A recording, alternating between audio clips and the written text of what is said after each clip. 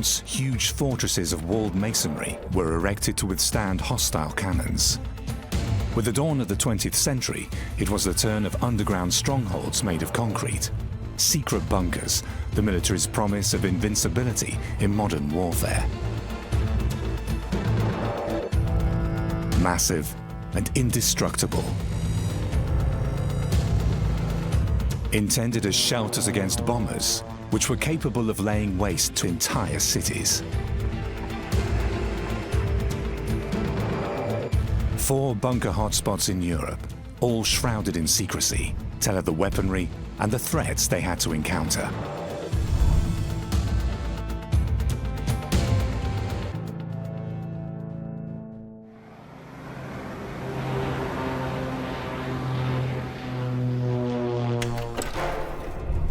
Britain's command centre during World War II.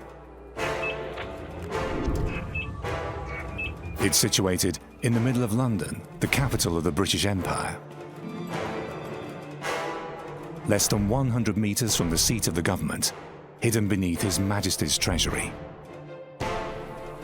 From here, the War Cabinet, under Prime Minister Winston Churchill, coordinates the war effort. This is the War Cabinet Room, and this is the room that Churchill first entered after becoming Prime Minister on the 10th of May 1940 and declared, "This is the room from which I will direct the war."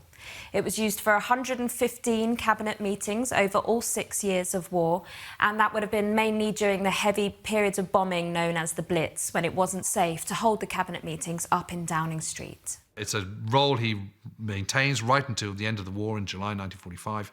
And so he plays an absolute pivotal role. And it's very fortunate for the Allies that he does, because he has this absolutely wonderful geopolitical understanding, he has vision, and he has the right oratory and capabilities to lead Britain during this incredibly difficult time. And of course, he's not just a beacon for Britain, but he's also a beacon for the free world as well, both for dominions, the empires, everyone who democratic nations of the world. In June 1940, almost all of Europe has been conquered by the Germans. Now they turn the might of their air force against Britain. The face of London changed. Historic landmarks disappeared.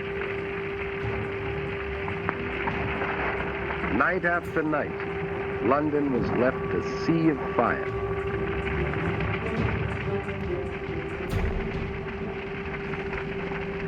In the summer of 1940, Britain is very concerned about the danger of invasion. You have to understand that the strategic earthquake that has taken place with the fall of France has knocked everyone.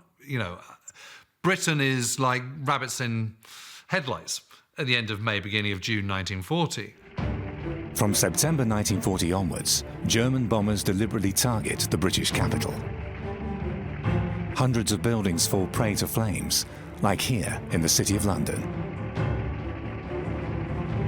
It's a strategy that will backfire and cost the German populace dearly. In 1940, the Luftwaffe's attacks merely provoked defiance amongst the British, who were led by an unflinching warrior. Winston Churchill is determined not to yield an inch against the Nazi menace. So this is the chair that Churchill sat in for 115 cabinet meetings. And if you look closely on the arms, there are scratch marks. And these are from his fingernails and from his signet ring. And it's said that during these meetings, he would scratch away and tap at the chair, a sure sign of the tension and the stress in the room. Down here, in these dark and narrow rooms, time seems to have stood still. A command centre 4 meters below the treasury. A perfect sight. Camouflage was paramount when it came to protecting a bunker. The better it was hidden away, the safer it was. You have to keep in mind that area bombing came as a surprise to the British, so they had to extend whatever space was available fairly quickly and turn existing basements into a bomb-proof shelter, which might serve as a provisional headquarters for the defense of the country. In 1939, the German Air Force is about 400,000 strong and can call on 4,000 planes of the most modern standards. Some of them can carry a bomb load of almost 2 tons over a range of 1,200 kilometers.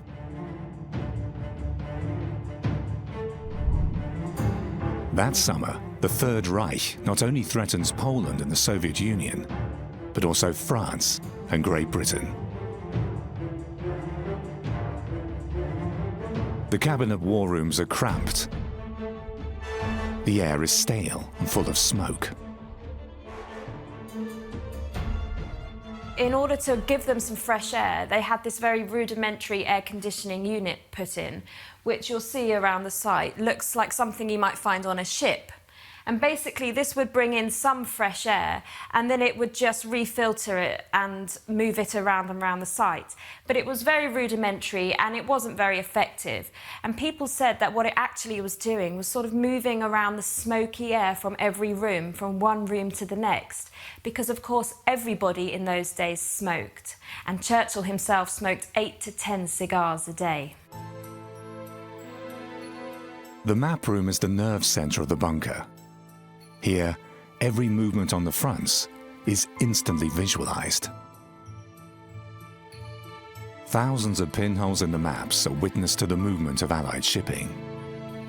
The Germans are not just assaulting Britain by air, but also with their notorious U-boats.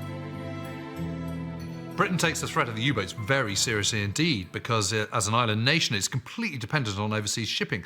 Britain itself is actually comparatively resource poor, but of course it has this huge global trading network, the largest empire the world has ever seen. And so as long as its ships can flow, it can get anything it wants. It can get fuel from the far side of the Atlantic, from America and Venezuela, which are the leading oil producers in the world at this point. It can get food from the Argentine. It can get supplies, cotton, other meat, anything from India, from Australia, New Zealand, and so on. And of course, it can also get supplies from the United States, which increasingly is becoming the leading armaments producer in the world. Nazi submarines, now berthed on the conquered coast, set out to starve the British people into submission. Of 100 U-boats, usually only about a third are out on patrol. However, they pose a significant threat. Operating in so-called wolf packs, spread out over 15 nautical miles, they hunt for British convoys.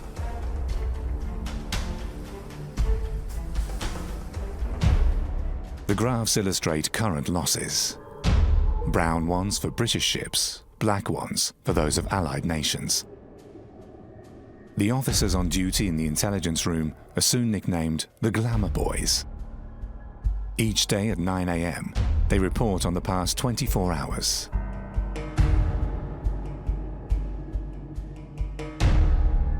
For safe communication between military and government, there are tap-proof telephones.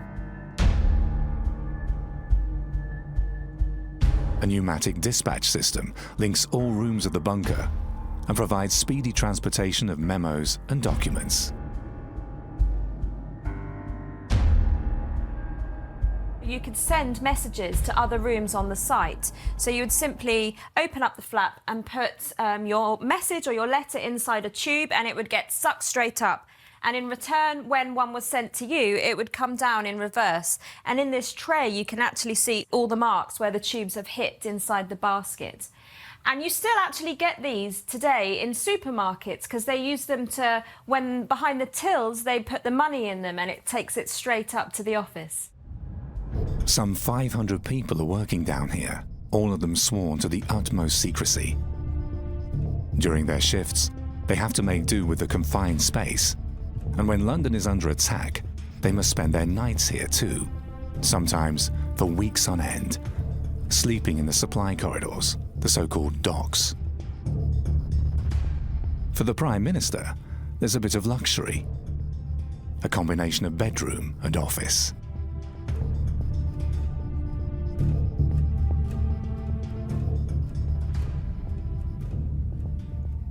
And And we know that Churchill didn't like the idea of the cabinet war rooms because he didn't think it was necessary to hide, and he didn't want people to think that he was disappearing and hiding away from the bombs when he was telling the rest of the nation to carry on. But we do know that he did spend 3 nights here in this bed. And that probably would have been when his wife persuaded him and said, "Please, Winston, be safe, go down and use the bed in the cabinet war rooms." Churchill is renowned for his speeches, many of which are broadcast, such as his famous address to the House of Parliament in May 1940, 3 days after having taken office. I would say to the House, as I said to those who have joined the government, I have nothing to offer but blood, toil, tears, and sweat. Words of uncompromising determination, which served to rally his people. Covered by thick curtains and rarely shown, the map of maps in the Prime Minister's room. To the enemy, it will be invaluable intelligence. It's an overall view of the defence system of the British Isles, including all weak spots.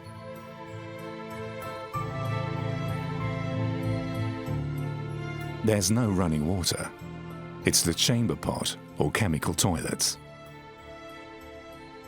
But there was this one room, and it says key with the duty officer map room, and the lock on the door says engaged. So it looks like it's a toilet, and everyone believed that it was the only toilet, so it belonged to the Prime Minister. However, what was behind here was actually deception, because it was top secret. It's the proverbial hotline between the Prime Minister and the President of the United States. Their secret talks will have a decisive influence on the course of the war. The bunker is constantly strengthened.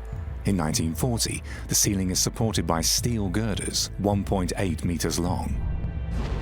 Over the years, the bunker is extended 5 times.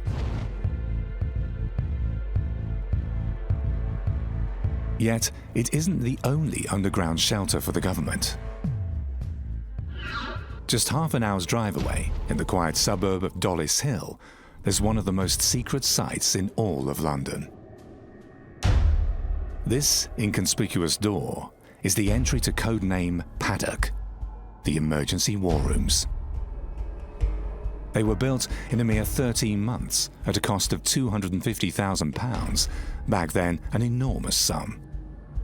17,000 tons of gravel cover and protect a concrete ceiling 1.5 meters thick.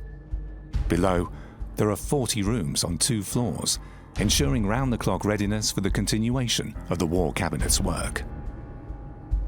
Alas, the Prime Minister hates the place. To him, it's that hole.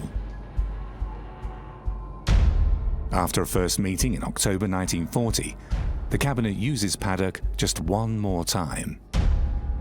So each occasion cost the taxpayer £125,000. In today's money, about $20 million US. After the war, Paddock is left to decay. Its counterpart in the city, however, is turned into a highly popular museum in the 1970s. During the centuries before World War II, fortified places were built overground. In 1838, for instance, a huge fortress had been erected in South Tyrol, back then a part of the Austrian Empire. It lay dormant for many years. But as late as 1945, it makes headlines for a day. Urged on by Winston Churchill, the Western Allies have advanced northwards up the Italian mainland to crush the Axis powers. Thus, in early May 1945, American GIs look up at a gigantic redoubt. It's the Franzensfeste, the fortress of Emperor Francis I of Austria, a stronghold from another age. Around 1800, Europe is shaken by the campaigns of Napoleon. In just 2 years, he fights the Austrians in 16 battles, winning no less than 14 of them. 30 years later, Austria's monarch, Emperor Francis I, is worried about another possible invasion from the south. Although the imperial purse is drained, he orders a defensive line of fortresses to be laid out. The original plan called for 5 redoubts in the Alpine region. Yet the lack of funds restricts the project to just one fortress. It will protect the old trade route across the Brenner Pass. The basic idea was a defensive system across the southern Alps. And as there is no other way, choosing this site was obvious for various reasons. The rocks in this area are of solid granite, and to the east there's a natural barrier, a steep gorge, 84 meters deep. Logistics definitely played a major part, as the site was conveniently close to trade routes, which had been used since ancient times. It takes a mere 5 years to erect the fortress. Myriads of workers pile up 20 million bricks, use 250,000 cubic meters of granite, and 300,000 cubic meters of wood. All of it must be transported here from across half of South Tyrol.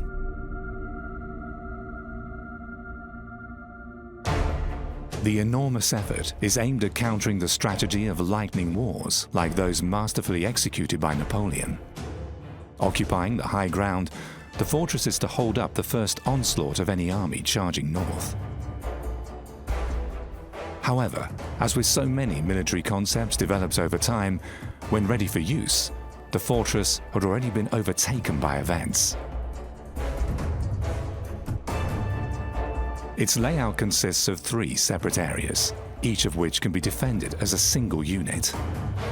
The lower and the middle parts are situated above the fortress church. Across the road is the upper part, called the Acropolis.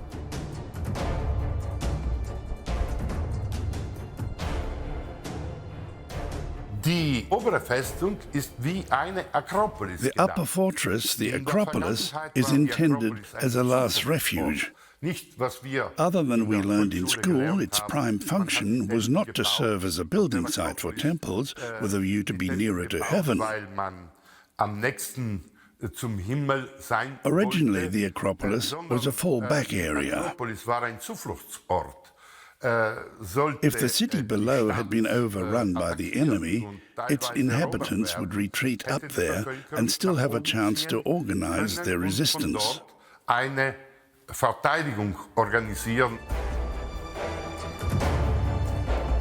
view from the Acropolis down onto the lower fortress.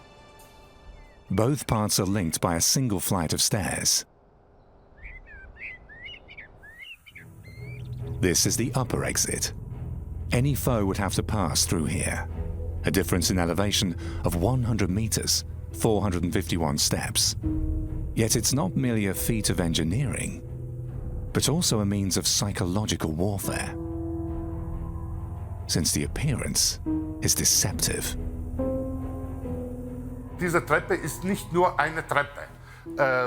It's not just a stairway. It has an entrance and an exit. The entrance is 2 meters lower and 2 meters narrower than the exit. So, someone at the base of the stairway would get the impression that it is fairly short.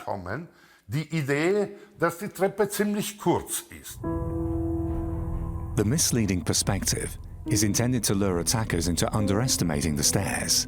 451 steps, each 25 centimeters high. A real challenge. The physical effort apart, intruders are exposed to the defenders' fire all the way up. Access to the lower part is only possible through this gate. Blocks of granite, 4 meters high, with 3 blocks of 6 tons each across. The crenels are aligned in such a way that there are no blind spots for invaders to conceal themselves in. Its walls, several meters thick, protect the fortress against cannon fire from the outside. And what's more, It's the first time that a cannon could be fired from inside a sheltered room. It's an enormous advantage for the defenders of such a complex.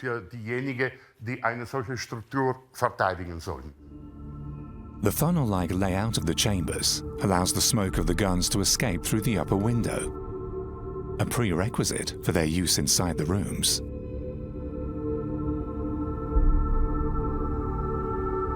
There's innovation in the sleeping quarters too. As most of the soldiers were illiterate, the walls were covered by instructive drawings. They depict the various powder charges and inclination angles for the guns in use.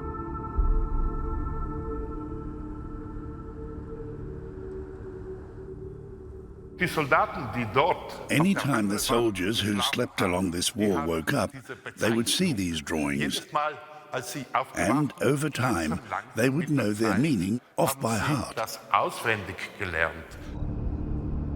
As innovative and expensive as it may be, the new fortress is never put to the test. It was simply devised too late. In the mid-19th century, new weapons and tactics have made static defenses obsolete. Fortresses, and later on bunkers, have always suffered from the fact that the development of weapons proceeded at a much faster pace than the techniques of fortification.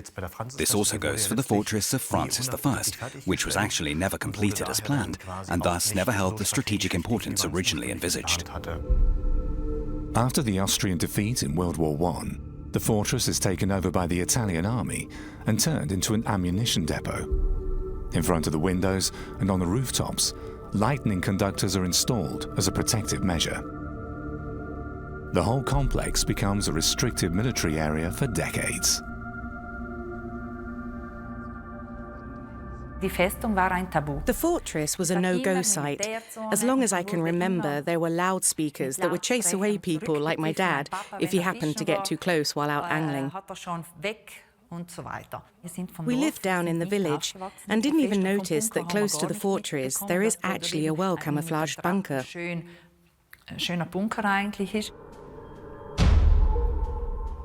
Hidden away in the mountainside next to the upper fortress, a modern bunker.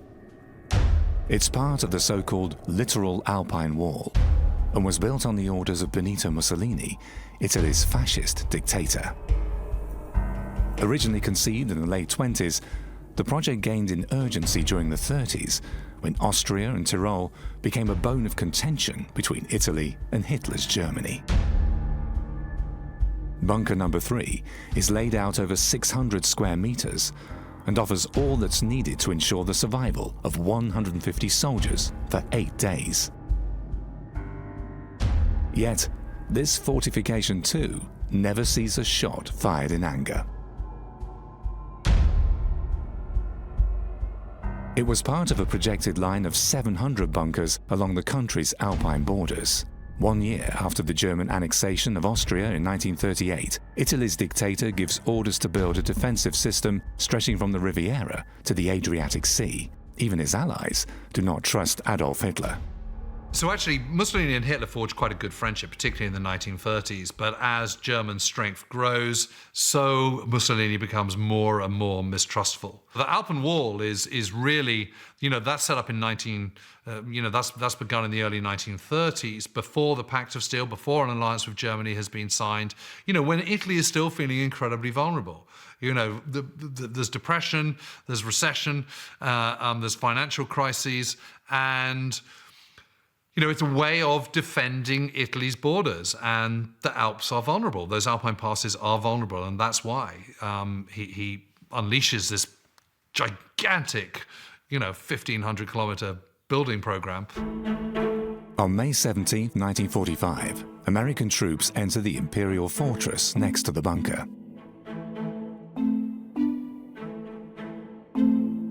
They come upon an intriguing steel-reinforced door.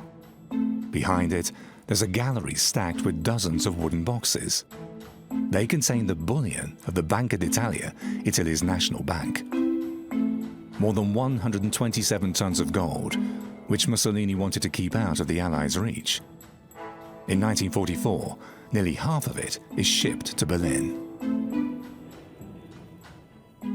On the 29th of February, 51 tons leave for Germany. 3 days later, 50 tons arrive in Berlin. So that's a minus of 1 ton already. Then 50 tons are shifted around in Berlin, and with each move, the amount dwindles. Rumor has it that some of the gold had already been mislaid while still within the fortress. the lost Nazi treasure of the Imperial Fortress, a potent myth even today. As so often, the imagination runs wild. Many people still talk of the missing gold and of certain persons who got rich all of a sudden. But then I knew a former director of a bank who told me, "Karin, there are people around here who had nothing and who came by loads of money after the war, and everything points to your fortress." The myth of gold continues to excite the imagination of many visitors. The Imperial Fortress was under military control until 2002. Today it's a museum and a place for cultural events. A site for peaceful encounters within fortified walls. Still a giant of its kind, but now a civil institution.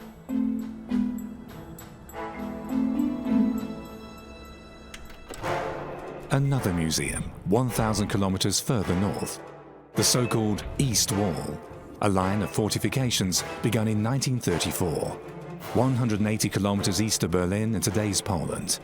Armored cupolas and remains of blasted furrow concrete lie between the fields. They once made up the fortified line between the Wartime and the Oder River. It stretched out for more than 100 kilometers along what was then Germany's eastern border to Poland.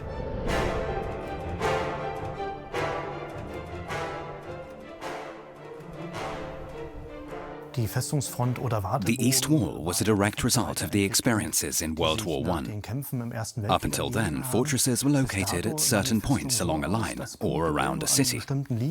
But as events showed, they no longer provided protection against long-range weapons like those developed during the Great War. Trench warfare wastes the lives of innumerable soldiers in exchange for a mere few hundred square meters of ground. The same goes for the defenders. So from their point of view, modern bunker systems seemed a promising alternative against the onrushing foe.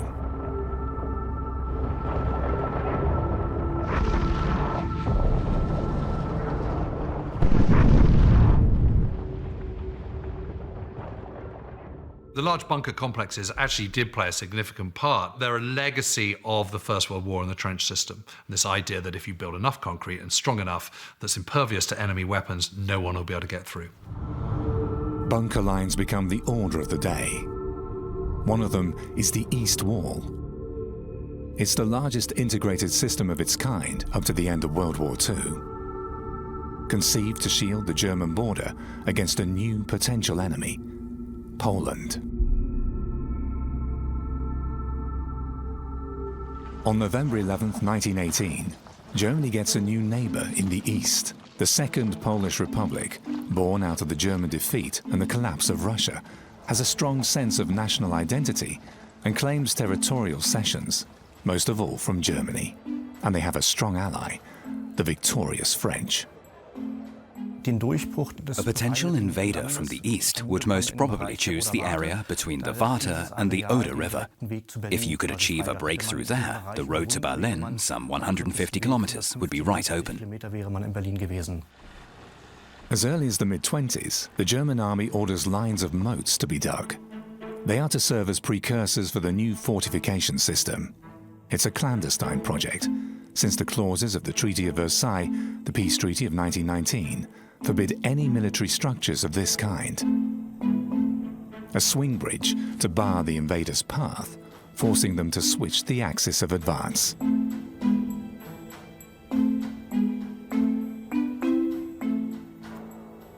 The water barriers at the northern and southern ends of the prospective battlefield were intended to push the mass of oncoming troops into the center, where they had to face the actual fortified zone. In 1934, building between the Wartime and the Oder River starts in earnest. The Nazis have rescinded armament restrictions and spend freely on military projects. Numerous roads have to be built. Material of all kinds is kept ready on all sections of the fortification zone.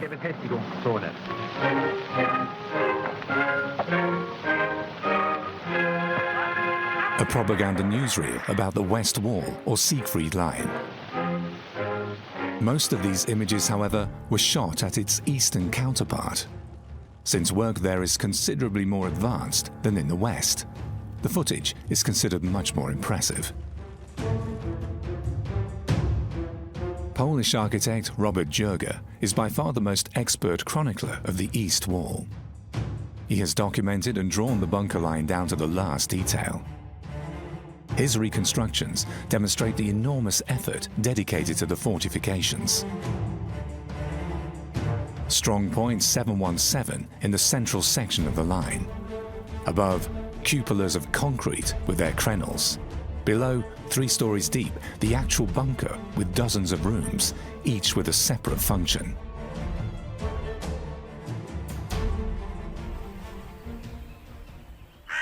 The complex above ground, perfectly embedded into the landscape. Underneath, an elaborate system reaching 30 meters deep.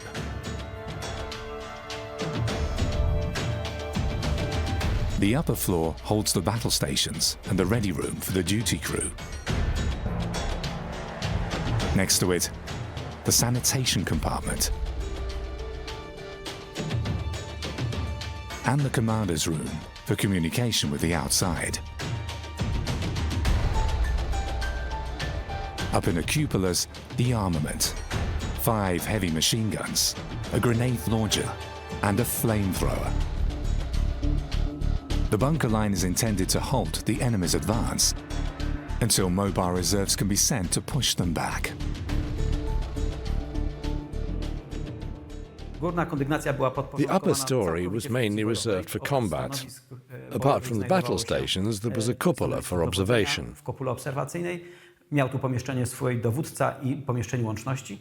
From there, a shaft ran 30 meters down to the barracks and storerooms. That's where the crew would spend most of their time. There was a mess, a kitchen, rooms for the engines, and the ventilation system. When the alarm was given, the crew would run up and take up their battle stations. The lower level held the technical installations, tanks for water and diesel, the ventilation system,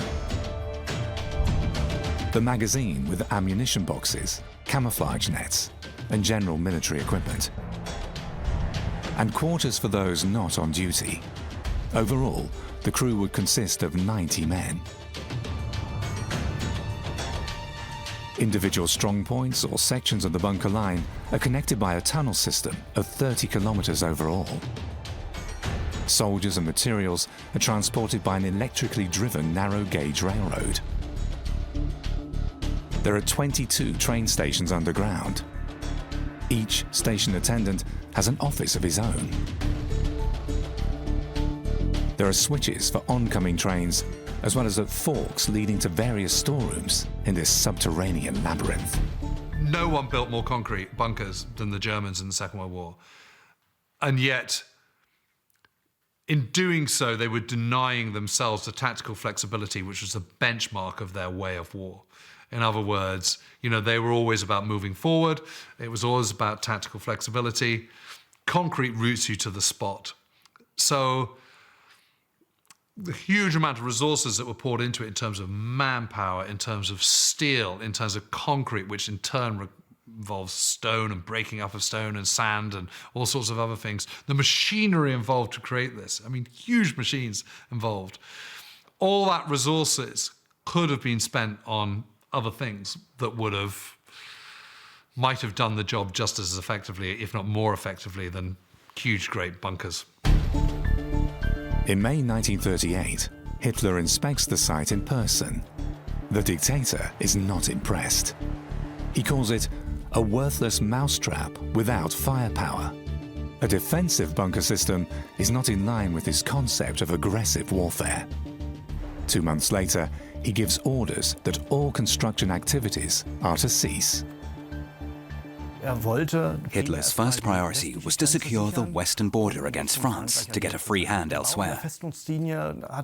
Building a fortification line of such dimensions is always a strain on a nation's resources. The cupolas called for an immense amount of steel. Weapons had to be produced in a way that they could be installed properly.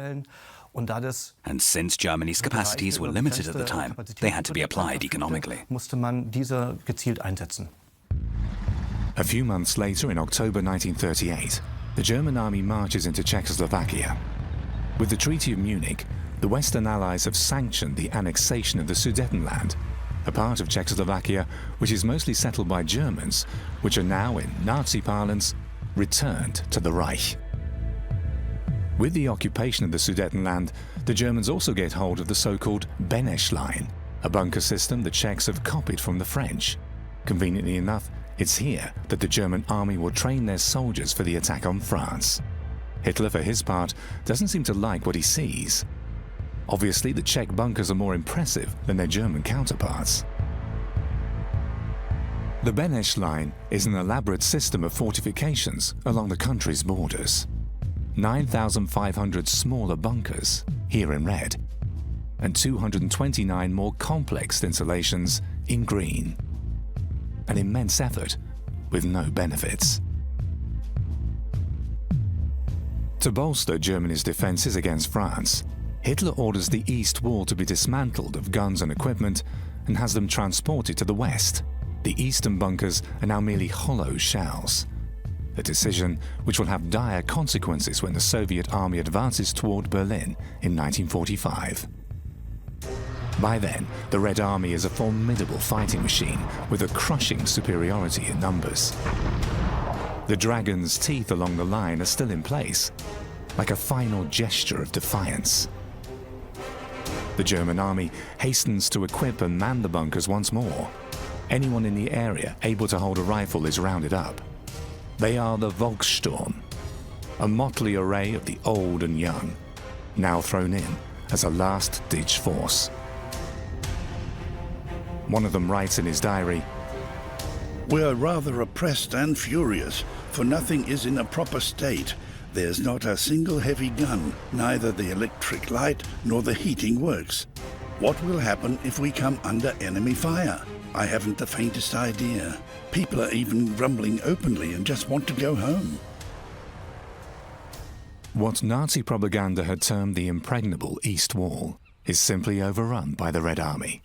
At some places, the Germans hold out for 3 days, but in the annals of World War II, it's a minor episode. Soviet soldiers on top of Stronghold 717. Their film crews take a stroll through the underworld.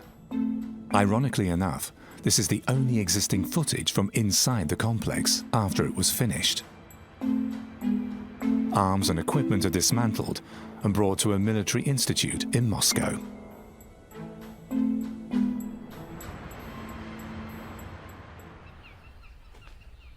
After the war, the Red Army uses the cupolas as targets to test their armor-piercing ammunition. The area becomes a military training ground until the Soviets leave in 1992.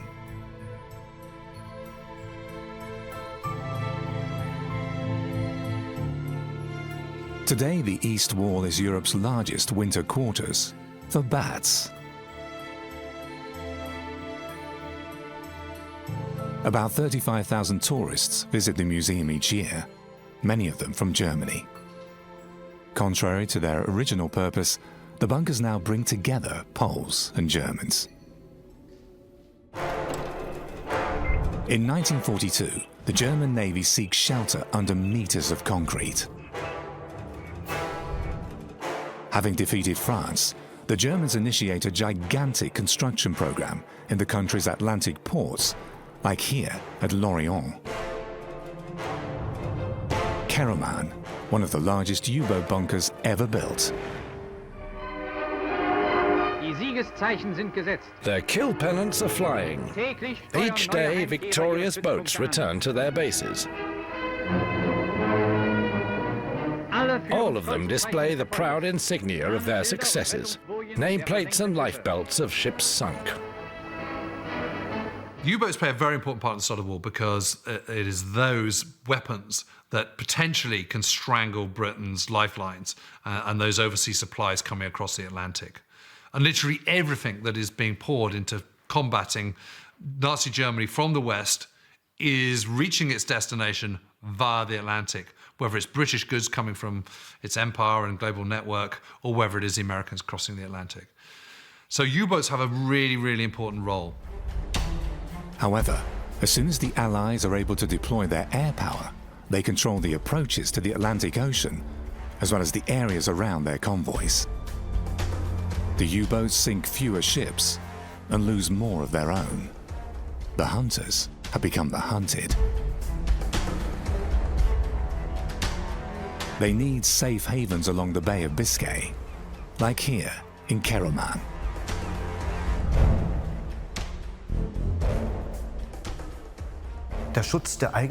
Protecting your own weapons became paramount during World War II, just like later on during the Cold War. Since the German army in occupied France was more and more exposed to Allied bombing, they had to build shelters for their personnel, their stores, and their fighting machinery. And that went especially for the U-boat flotillas.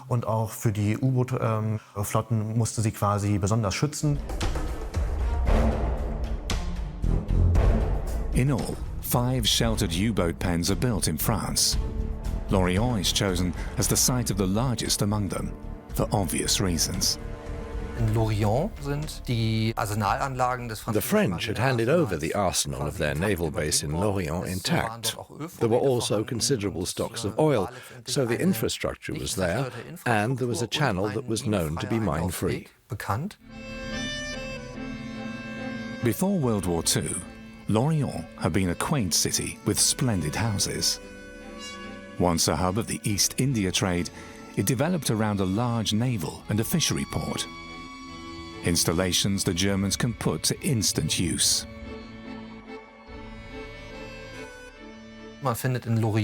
There was the arsenal of the French Navy, a shipyard with functioning dry docks, and storage facilities. In addition to oil bunkers, Lorient had an important fishery fleet, with a slipway which was soon used to take U-boats out of the water for smaller repairs.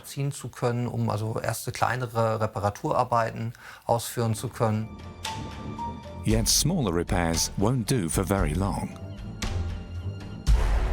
15,000 workers from all over Europe are brought here to build a bunker complex with dimensions unlike any other.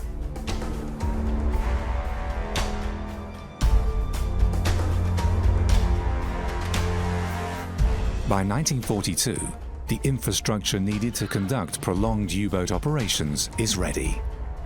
Workshops, depots for spare parts, oil bunkers, and magazines for the torpedoes.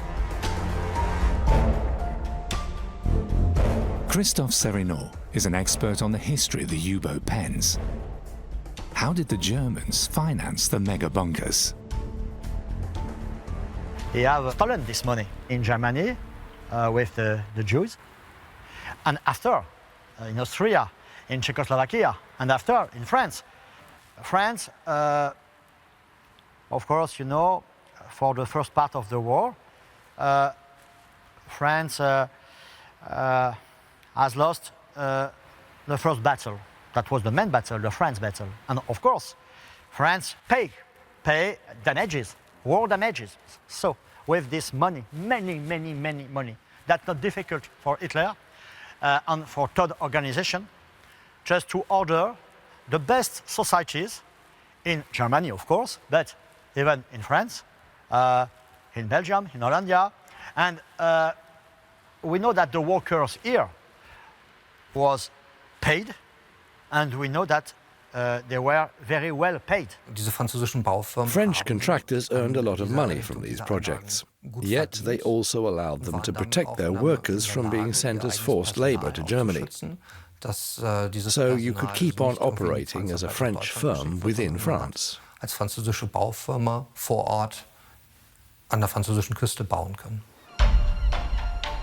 The massive bunker complex in Lorient offered protection for up to 35 U-boats, as well as fulfilling the requirements for large-scale refits.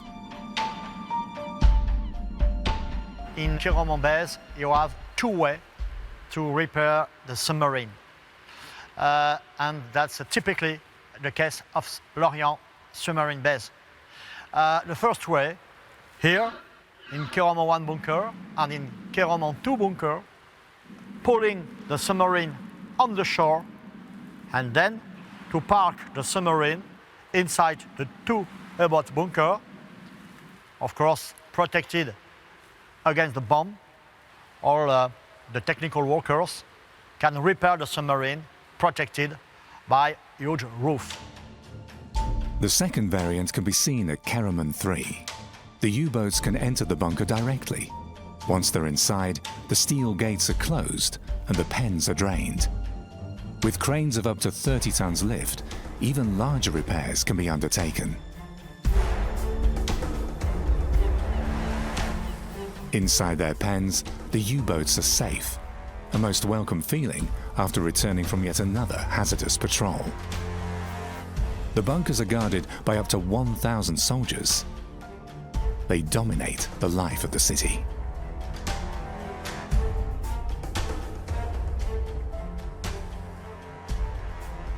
Not a submarine destroy here in the Lorient base because you have many other bunkers with DCA, so that's not possible for the Allied just to fly very near to destroy the submarine near the base here.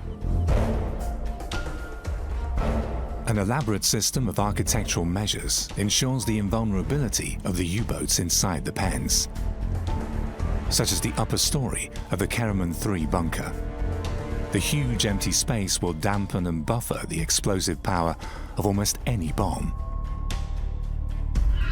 2 protective ceilings with specially devised steel girders make the bunker virtually bomb-proof against most conventional weapons used at the time.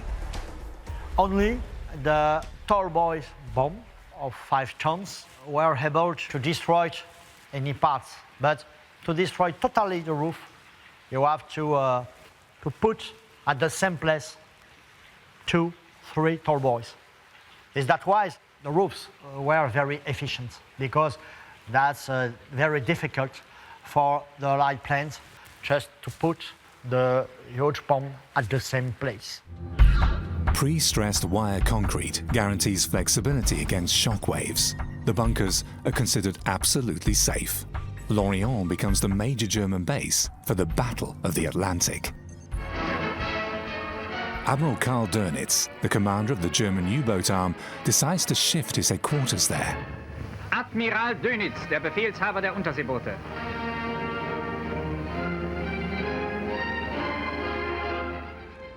In November 1940, he and his staff take up residence in a seaside villa on a promontory opposite the Kéromont bunkers. From here, he salutes every incoming U-boat. When the Allies recognize the importance of Lorient as a U-boat base, they send their bombers. In September 1940, the Royal Air Force raids the harbor for the first time. Alas, results are disappointing. 2 years later, the Americans join in. Bombing continues well into 1944. Yet, it's the city that suffers most. 75% of its buildings are destroyed. Many of its inhabitants are dead. The bunkers remain intact. Today's Lorient still bears the scars of the devastation.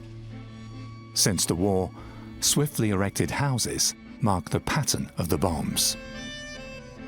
The former U-boat base has been turned into a museum.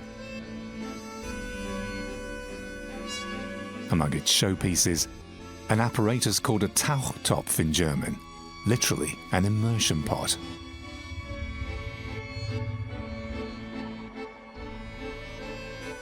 We are here near Kéromont 1 bunker. We are in a bunker here. This bunker is 50 meters by 50 meters, and it was built to protect this simulator.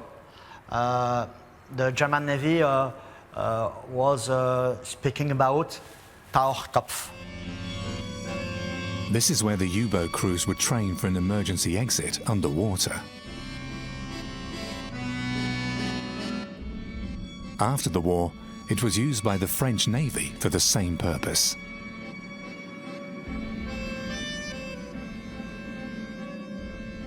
Of course, you can see the genuine machine.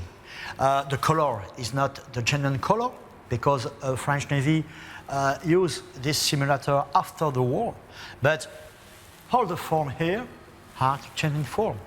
And the machine is nearly the same. That's the machine which was inaugurated in 1942 by German Navy.